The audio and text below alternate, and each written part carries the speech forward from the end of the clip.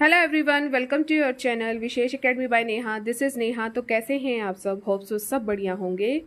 तो गाइस, हमने स्टार्ट की थी क्लास 6 की सिविक्स, जो कि आपके सीटेट के लिए बहुत ज़्यादा इम्पोर्टेंट है, जो कि आपका जुलाई में होने वाला है। टीजीटी एसएसटी जो है हम टारगेट कर रहे हैं, और सिविक्स को सबसे पहले मैं आपको कवर अप करवाऊंगी, जिसमें हमारा चैप्टर नंबर 1 पार्ट 1 जो है हो चुका है। विविधता को समझना हमारे चैप्टर का नेम है, पार्ट 1 हो चुका है। आज बारी है पार्ट 2 की। तो बस आप वीडियो के एंड तक बने रहें। वीडियो को लाइक शेयर एंड सब्सक्राइब आप ज़रूर कीजिएगा।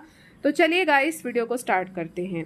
देखिए, विविधता को समझना, मैंने आपको पिछली वीडियो में विविधता के बारे में बहुत अच्छे से बताया था। विविधता और असमानता के बीच में क्या क्या अंतर होता है, इसको बहुत अच्छे से आपको समझाया गया था। फिर हमने दो जगह का हमने विविधता और उसमें देखनी थी, ऐतिहासिक और उसके भौगोलिक कारण देखने थे। हमने लद्दाख को जो है स्टार्ट किया था, जिसमें हमने उसके भूगोल को देखा, और किस तरह जो है पश्मीना ऊन बनती है, पश्मीना ऊन का उत्पादन किस तरह होता है, भेड़ बकरियों के द्वारा होता है, और वो बहुत ही स्पेशल भेड़ बकरियां वहाँ की होती हैं, और किस तरह जो है इस ऊन को जो है व्यापारियों को बेचा जाता है, और इससे आपको क्या क्या जो है मिलता है, क्या क्या बनता है। ठीक है, कश्मीर में ये बुनी जाती है, और ये एक अच्छा व्यापार मार्ग जो है माना जाता है। दर्रे हैं, तिब्बत तक ये जाती है जो इनका कारवा होता है, और ये कारवा क्या क्या लेके जाता है? कपड़ा, मसाले, कच्चा रेशम और कालीन लेके जाते थे। तो बस मैंने आपको इतना ही करवाया था। आज बात करेंगे हम पार्ट 2 की। लद्दाख ही अभी चल रहा है। अब हम बात करेंगे इसके धर्म की। बौद्ध धर्म जो है लद्दाख से होते हुए तिब्बत पहुंचा। तो लद्दाख को आप क्या कह सकते हो? छोटा तिब्बत भी जो है लद्दाख को कहा जाता है। और इसमें कौन सा धर्म जो था स्पेशल था? वो था आपका बौद्ध धर्म। कौन सा धर्म था? बौद्ध धर्म। यही जो है डायरेक्ट क्वेश्चन आपसे पूछे जाते हैं। इस क्षेत्र में इस्लाम जो था वो 400 साल पहले से ही आया हुआ था। लद्दाख में गीतों और कविताओं की बहुत समृद्ध जो है मौखिक परंपरा है। ठीक है, एक महाकाव्य है, तिब्बती राष्ट्रीय महाकाव्य, जिसका नाम है केसर गाथा। ये भी आपसे डायरेक्ट क्वेश्चन पूछा जाता है कि तिब्बती राष्ट्रीय महाकाव्य का नाम बताइए। तो तिब्बती राष्ट्रीय महाकाव्य का नाम है केसर गाथा। इसके स्थानीय संस्करण जो हैं किसके द्वारा जो है प्रस्तुत किए गए हैं? तो मुसलमानों और बौद्धों दोनों द्वारा जो है इसको प्रस्तुत किया गया है, और ये गाते भी हैं केसर गाथा को। ठीक है, अब बात करेंगे हम केरल की। सबसे पहले हम जानेंगे इसके भूगोल के बारे में। तो ये भारत के जो है यहाँ पर दक्षिण में जो है यहाँ पर स्थित है। अगर मैं ऐसे मैप बनाऊं तो यहाँ दक्षिण में जो है दक्षिण पश्चिम कोने में जो है आपको यहाँ केरल दिखेगा। ये एक राज्य है केरल। ठीक है, और ये एक तरफ जो है आपके समुंदर से घिरा हुआ है, तो दूसरी ओर जो है आपकी पहाड़ियों से घिरा हुआ है। तो ये है आपका केरल। भूगोल में सिर्फ आप इतना ही जानेंगे।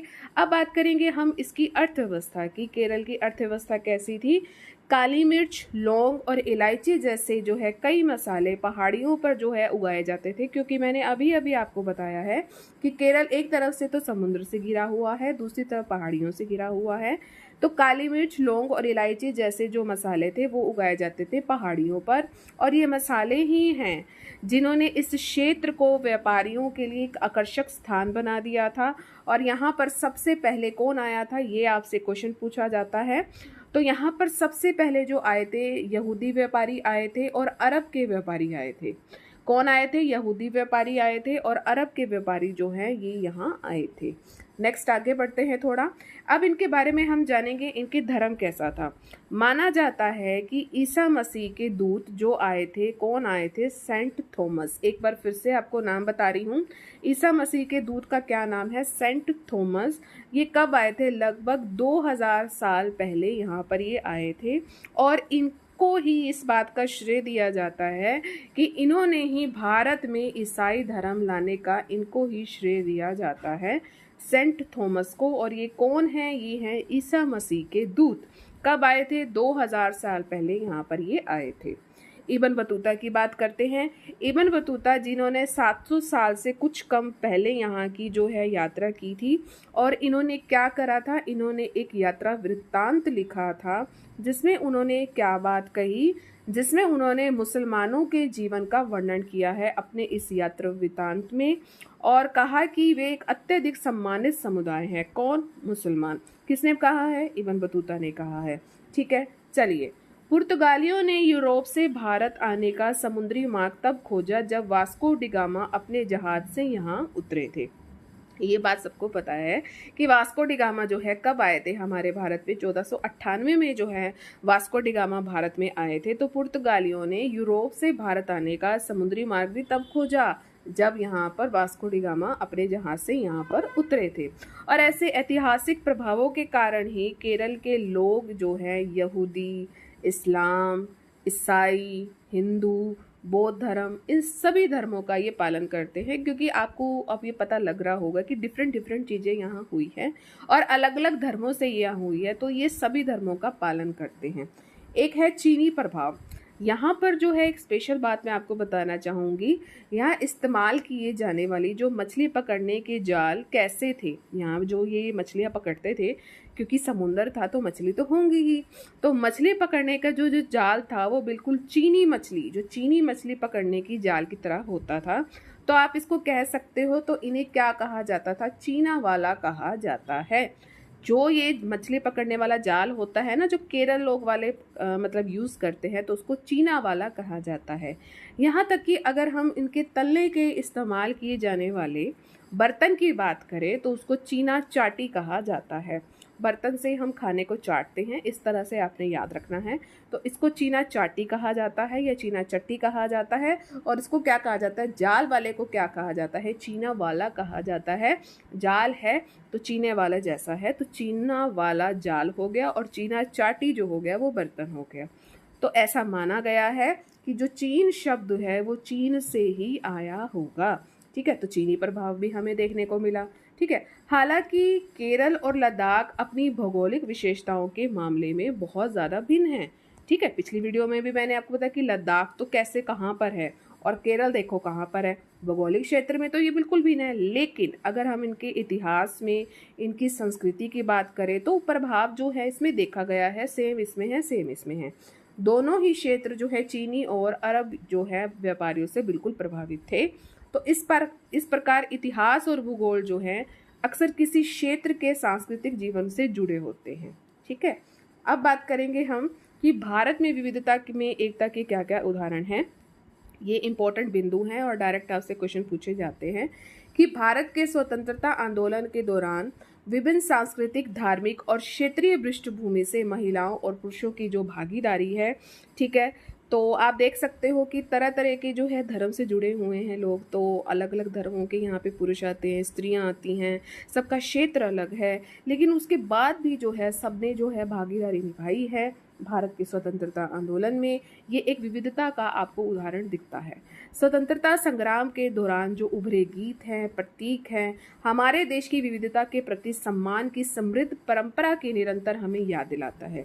जो इस समय गीत बनाए गए हैं, जो प्रतीक है, चाहे आप किसी भी धर्म से हैं, किसी भी जाति से हैं, लेकिन आप यहाँ पर जो है सारे एक जैसे ही लगते हैं और उनके उसके प्रति जो हमारे रिस्पेक्ट है वो सभी जाति में सेम है।